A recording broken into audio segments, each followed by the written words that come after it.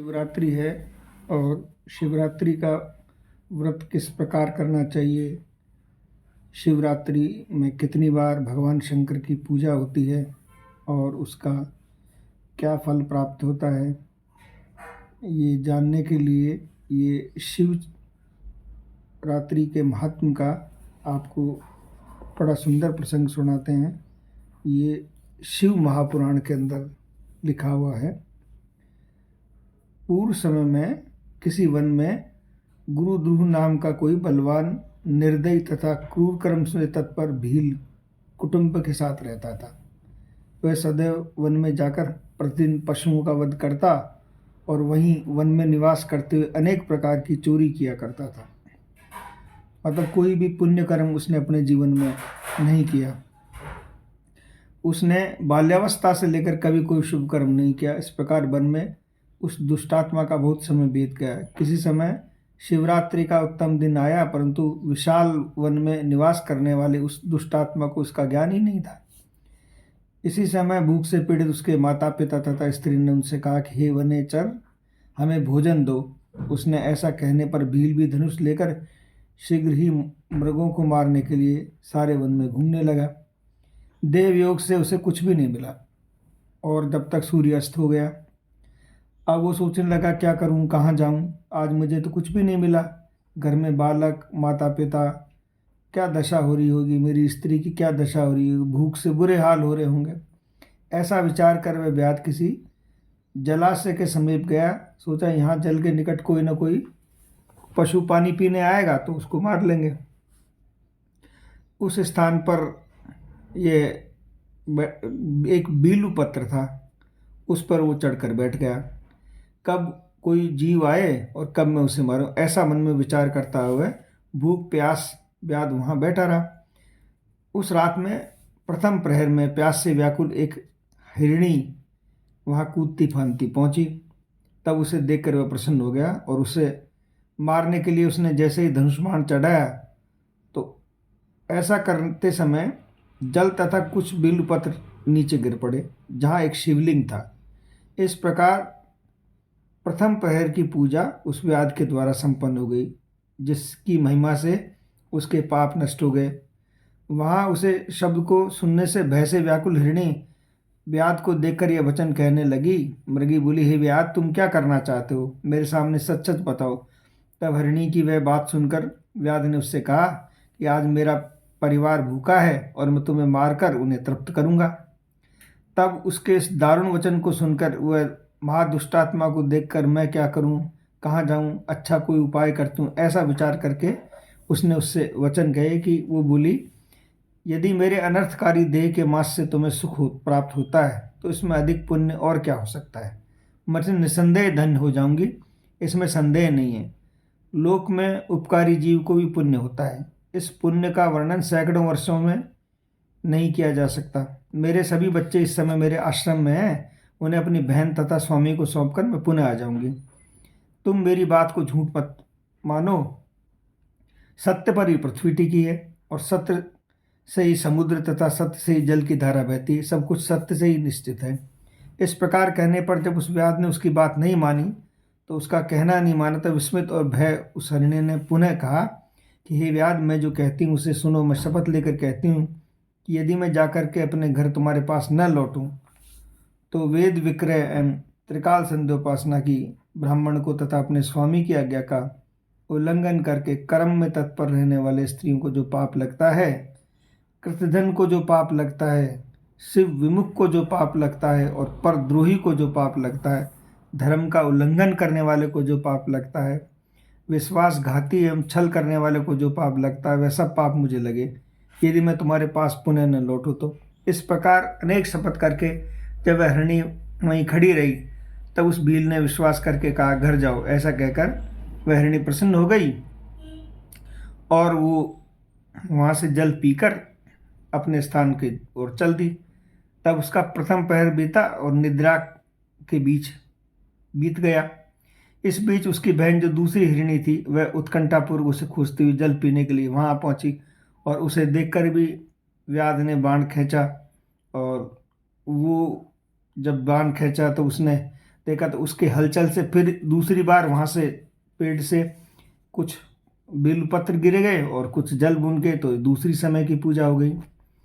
तो वो बात जो है मृगी को देखकर फिर उसने मृगी ने उससे कहा कि हे व्याध, मैं जो कहती हूँ उसे सुनो। यदि मैं पुनः आ जाऊं तो अपनी बात से विचलित होने का जिस प्रकार सकृत नष्ट हो जाता है, जो मनुष्य अपनी विवाहित स्त्री को छोड़कर दूसरी स्त्री से समागम करता है, जो वेद धर्म का उल्लंघन कर मनमाने मार्ग से चलता है, विष्णु भक्त होकर भी शिव की निंदा करता है, माता पिता के क्षय के आने पर जो उसे सूना ही बिता देता है, अपने दिए हुए वचन को संतान का अनुभव करते हुए पूरा करता है, इसका जो पाप लगता है वह पाप मुझे लगे। इस प्रकार अगर मैं न आऊँ तो।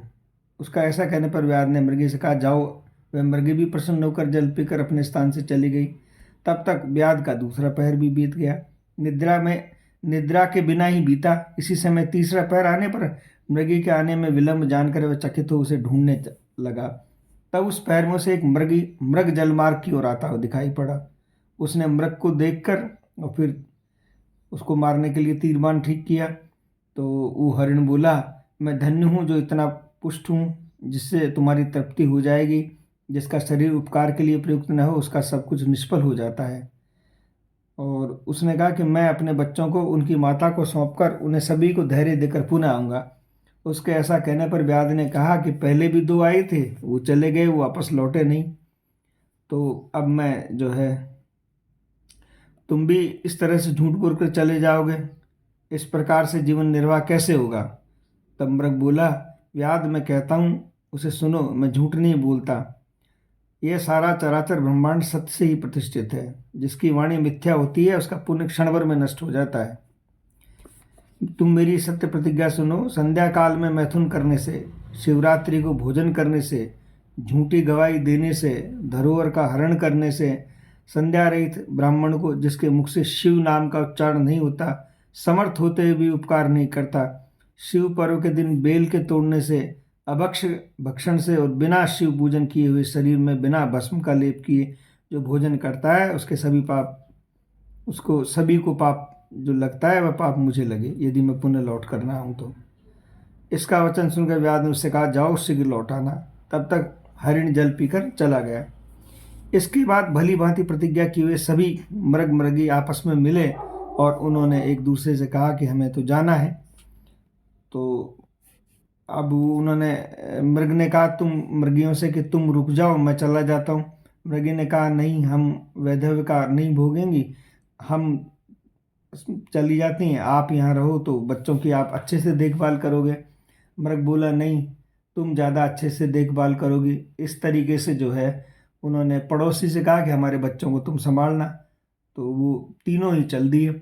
अब बच्चे ने सोचा कि हम क्या करेंगे, जो हमारी गति माता पिता की होगी वो हमारी भी हो जाएगी। तो बच्चे भी उनके पीछे पीछे चल दिए और इस तरह से वो पूरा परिवार ही जो है उस व्याध के पास आने को तैयार हो गया। तो उन्हें देखकर व्याध अत्यंत हर्षित हो उठा और उसने धनुष बाण चढ़ाने लगा। इतने में शिव जी के ऊपर पुनः जल और बेलपत्र गिर पड़े।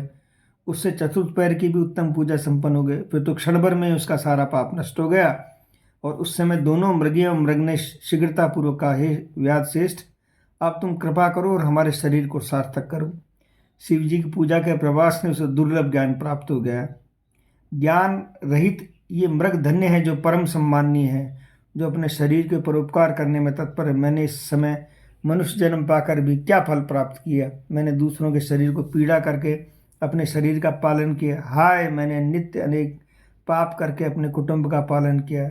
इस प्रकार के पाप करने के कारण मेरी जो गति होगी, किस गति को प्राप्त होऊंगा। हाय, मैंने जो जन्म से ही पाप किया, मैं इस समय ऐसा सोच रहा हूँ, मेरे जीवन को धिक्कार है, धिक्कार है। इस प्रकार ज्ञान प्राप्त हुआ और व्याध अपने बाण को उतारते हुए कहने लगा, हे मृगो, तुम लोग धन्य हो, अब तुम जाओ। इसके बाद शंकर जी प्रसन्न होकर लोक पूजित उत्तम स्वरूप से उसे दिखाया। व्याध भी शिव जी के स्वरूप को देखकर क्षण मात्र में मुग्ध हो गया। आज सब कुछ पा लिया मैंने, ऐसा कहता है वह शिव के चरणों में पड़ गया। शिव जी ने प्रसन्न होकर कहा, कि उसे गुह ऐसा नाम देकर और कृपा दृष्टि देकर उसके दिव्य वर दिए। शिव जी ने कहा, हे व्याध सुनो, इस समय तुम शंगेश्वर में श्रेष्ठ राजधानी बनाकर यथेष्ट दिव्य सुखों का उपयोग करो। वहाँ अक्षय रूप से तुम्हारे वंश की वृद्धि होगी। व्याध, तुम देवताओं के लिए भी प्रशंसनीय रहोगे।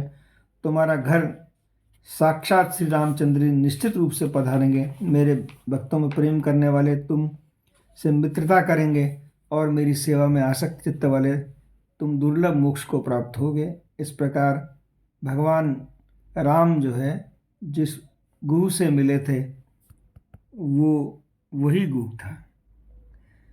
जय जय श्री राधे निताई गौर हरि बोल।